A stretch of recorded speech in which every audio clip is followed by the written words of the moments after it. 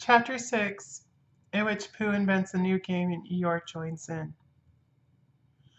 By the time it came to the edge of the forest, the stream had grown up, so that it was almost a river, and being grown up, it did not run and jump and sparkle along as it used to do when it was younger, but moved more slowly.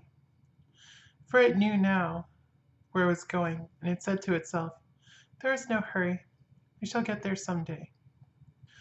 But all the little streams higher up in the forest went this way and that, quickly, eagerly, having so much to find out before it was too late.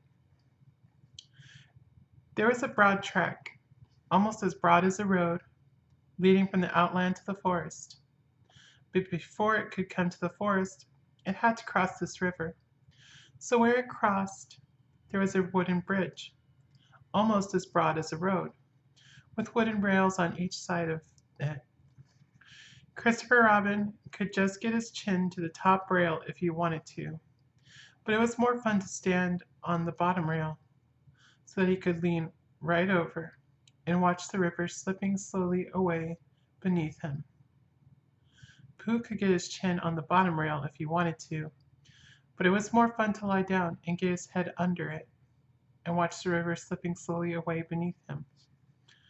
And this was the only way in which Piglet and Roo could watch the river at all, because they were too small to reach the bottom rail. So they would lie down and watch it, and it slipped away very slowly, being in no hurry to get there.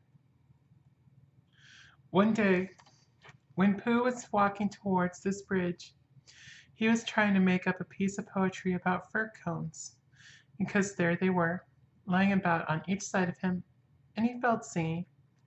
So he picked a fir cone up and looked at it and said to himself, "This is a very good fir cone, and something ought to rhyme to it." But he couldn't think of anything, and then this came into his head suddenly. Here is a mystery about a little fir tree. Owl says it's his tree, and Kanga says it's her tree. Which doesn't make sense, said Pooh, because Kanga doesn't live in a tree. He had just come to the bridge, and not looking where he was going, he tripped over something and the fir cone jerked out of his paw into the river. "Bother," said Pooh as it floated slowly under the bridge, and he went back to get another fir cone, which had a rhyme to it. But then he thought that he would just look at the river instead, because it was a peaceful sort of day. So he lay down and looked at it, and it slipped slowly away beneath him. And suddenly, there was his fir cone slipping away too. "That's funny," said Pooh. "I dropped it on the other side," said Pooh, "and it came out on this side. I wonder if it would do it again." And he went back for some more fir cones. It did. It kept on doing it. Then he dropped two in at once and leaned over the bridge to see which of them would come out first. And one of them did, but as they were both the same size, he didn't know if it was the one which he wanted to win or the other one. So the next time he dropped one big one and one little one. And the big one came out first, which was what he had said it would do, and the little one came out last, which was what he said it would do. So he had won twice. And when he went home for tea, he had won 36 and lost 28, which meant that he had, well, you take 28 from 36, and that's what he was, instead of the other way around. And that was the beginning of the game called Pooh Sticks, which Pooh invented and which he and his friends used to play on the edge of the forest. But they play with sticks instead of fir cones because they were easier to mark. Now one day, Pooh and Piglet and Rabbit and Roo were all playing Pooh Sticks together. They had dropped their sticks in when Rabbit said go, and then they hurried across the other side of the bridge. And now they were all leaning over the edge, waiting to see whose stick would come out first. But it was a long time coming, because the river was very lazy that day, and hardly seemed to mind if it didn't ever get there at all. "I can see mine," cried Roo. "No, I can't. It's something else. Can you see yours, Piglet?" "I thought I could see mine, but I couldn't. There it is." "No, it isn't. Can you see yours, Pooh?" "No," said Pooh. "I expect my stick's stuck," said Roo. "Rabbit, my stick's stuck. Is your stick stuck, Piglet?" "They always take longer than you think," said Rabbit. "How long do you think they'll take?" asked Roo. I can see yours, Piglet, said Pooh suddenly. Mine's a sort of grayish one, said Piglet, not daring to lean too far over in case he fell in. Yes, that's what I can see. It's coming over on to my side. Rabbit leaned over further than ever, looking for his, and Roo wriggled up and down, calling out, "Come on, stick, stick, stick, stick, stick." And Piglet got very excited, because he was the only one which had been seen, and that meant that he was winning. "It's coming," said Pooh. "Are you sure it's mine?" squeaked Piglet excitedly. "Yes, because it's gray. A big gray one. Here it comes. A very big gray. Oh no, it isn't. It's Eeyore." And out floated Eeyore. "Eeyore!" cried everybody. Looking very calm, very dignified, with his legs in the air, came Eeyore from beneath the bridge. "It's Eeyore!" cried Roo, terribly excited. "Is that so?" said Eeyore, getting caught up by a little eddy and turning slowly around 3 times. "I wondered." "I didn't know you were playing," said Roo. "I'm not," said Eeyore. "Eeyore, what are you doing there?" said Rabbit. "I'll give you 3 guesses, Rabbit. Digging holes in the ground? Wrong. Leaping from branch to branch of a young oak tree? Wrong. Waiting for somebody to help me out of the river? Right. Give Rabbit time, but he always gets the answer." "But Eeyore," said Pooh in distress, "what can how shall we, do you think if we—" "Yes," said Eeyore, "one of those would be just the thing. Thank you, Pooh." "He's going round and round," said Roo, much impressed. "And why not?" said Eeyore coldly. "I can swim too," said Roo proudly. "Not round and round," said Eeyore. "It's much more difficult. I didn't want to come swimming at all today," he went on, revolving slowly. "But if, when in, I decide to practice a slight circular movement from right to left, or perhaps I should say," he added as he got into another eddy, "from left to right, just as it happens to occur to me, it is nobody's business but my own." There was a moment's silence while everybody thought. "I've got a sort of idea," said Pooh at last, "but I don't suppose it's a very good one." "I don't suppose it is either," said Eeyore. "Go on, Pooh," said Rabbit. "Let's have it." "Well, if we all threw stones and things into the river on one side of Eeyore, the stones would make waves, and the waves would wash him to the other side." "That's a very good idea," said Rabbit, and Pooh looked very happy again. "Very," said Eeyore. "When I want to be washed, Pooh, I'll let you know." "Supposing we hit him by mistake," said Piglet anxiously. "Or supposing you missed him by mistake," said Eeyore. "Think of all the possibilities, Piglet, before you settle down to enjoy yourselves."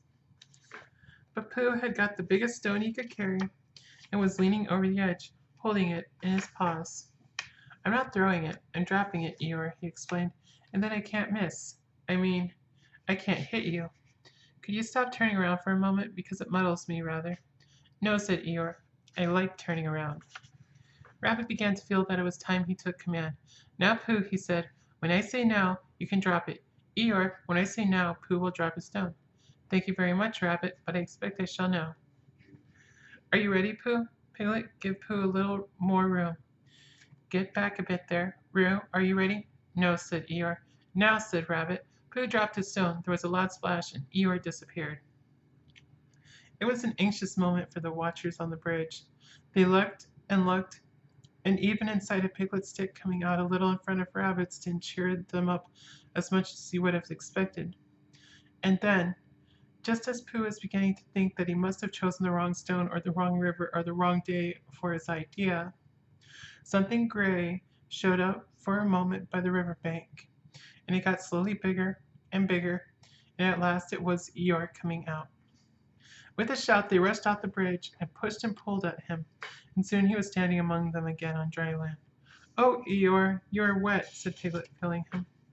Eeyore shook himself and asked somebody to explain to Piglet what happened when you had been inside a river for quite a long time. "Well done, Pooh," said Rabbit kindly. "That was a good idea of yours." "What was?" asked Eeyore. "Hooshing you to the bank like that." "Hooshing me?" said Eeyore in surprise. "Hooshing me? You didn't think I was hooshed, did you? I dived.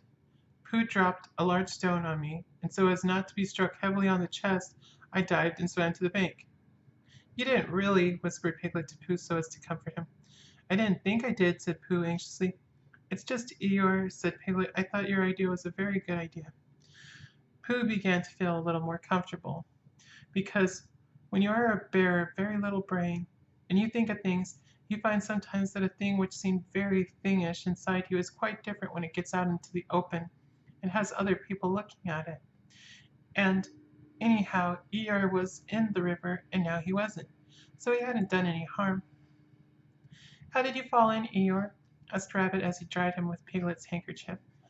I didn't, said Eeyore. But how? I was bounced, said Eeyore. Ooh, said Roo excitedly. Did somebody push you? Somebody bounced me. I was just thinking by the side of the river, thinking, if any of you know what that means, when I received a loud bounce. Oh, Eeyore, said everybody. Are you sure you didn't slip? Asked Rabbit wisely. Of course I slipped. If you're standing on the slippery bank of a river, and somebody bounces you loudly from behind, you slip. What did you think I did? But who did it? Asked Roo. Eeyore didn't answer. I expect it was Tigger, said Piglet nervously. But Eeyore, said Pooh, was it a joke or an accident? I mean, I didn't stop to ask Pooh. Even at the very bottom of the river, I didn't stop to say to myself, is this a hearty joke, or is it the merest accident? I just floated to the surface and said to myself, it's wet, if you know what I mean. And where was Tigger? Asked Rabbit. Before Eeyore could answer, there was a loud noise behind them, and through the hedge came Tigger himself. Hello, everybody, said Tigger cheerfully. Hello, Tigger, said Roo. Rabbit became very important suddenly. Tigger, he said solemnly, what happened just now? Just when? Said Tigger a little uncomfortably. When you bounced Eeyore into the river. I didn't bounce him. You bounced me, said Eeyore gruffly. I didn't really. I had a cuff, and I happened to be behind Eeyore, and I said, grup. Why, said Rabbit, helping Piglet up and dusting him. It's all right, Piglet. It took me by surprise, said Piglet nervously. That's what I call bouncing, said Eeyore, taking people by surprise. Very unpleasant habit. I don't mind Tigger being in the forest, he went on, because it's a large forest, and there's plenty of room to bounce in it, but I don't see why he should come into my little corner of it and bounce there. It isn't as if there was anything very wonderful about my little corner. Of course, for people who like cold, wet, ugly bits, it is something rather special, but otherwise it's just a corner, and if anybody feels bouncy, I didn't bounce, I copped, said Tigger crossly. Bouncy or coppy, it's all the same as the bottom of the river. Well, said Rabbit, all I can say is, well, here's Christopher Robin so he can say it. Christopher Robin came down from the forest to the bridge, feeling all sunny and careless, and just as if twice 19 didn't matter a bit, as it didn't on such a happy afternoon, and he thought that if he stood on the bottom rail of the bridge and leaned over and watched the river slipping slowly away beneath him, then he would suddenly know everything that there was to be known, and he would be able to tell Pooh, who wasn't quite sure about some of it. But when he got to the bridge and saw all the animals there, then he knew that it wasn't that kind of afternoon, but the other kind, when you wanted to do something. It's like this, Christopher Robin, began Rabbit. Tigger, no, I didn't, said Tigger. Well, anyhow, there it was, said Eeyore. But I don't think he meant to, said Pooh. He just is bouncy, said Piglet, and he can't help it. Try bouncing me, Tigger, said Roo eagerly. Eeyore, Tigger's going to try me. Piglet, do you think? Yes, yes, said Rabbit. We don't all want to speak at once. The point is, what does Christopher Robin think about it? All I did was I copped, said Tigger. He bounced, said Eeyore. Well, I sort of boffed, said Tigger. Hush, said Rabbit, holding up his paw. What does Christopher Robin think about it all? That's the point. Well, said Christopher Robin, not quite sure what it was all about. I think, yes, said everybody. I think we all ought to play Pooh Sticks. So they did. And Eeyore, who had never played it before, won more times than anybody else. And Roo fell in twice, the first time by accident, and the second time on purpose because he suddenly saw Kanga coming from the forest, and he knew he'd have to go to bed anyhow. So then Rabbit said he'd go with him.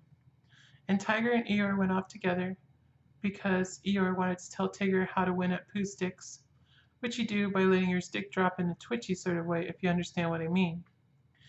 Tigger. And Christopher Robin and Pooh and Piglet were left on the bridge by themselves. For a long time they looked at the river beneath them, saying nothing, And the river said nothing too, for it felt very quiet and peaceful on this summer afternoon. Tigger's all right, really, said Piglet lazily. Of course he is, said Christopher Robin. Everybody is, really, said Pooh. That's what I think, said Pooh. But I don't suppose I'm right, he said. Of course you are, said Christopher Robin.